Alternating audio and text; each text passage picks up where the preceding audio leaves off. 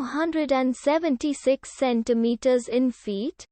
First of all, we need to know the value of 1 centimeter in feet.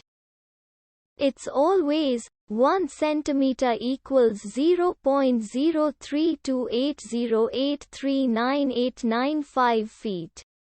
Now we have to multiply 0.03280839895 by 276.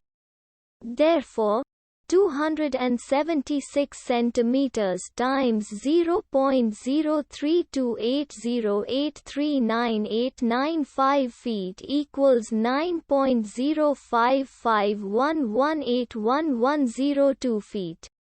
So, in other words, 276 centimeters equals 9.05511811102 feet.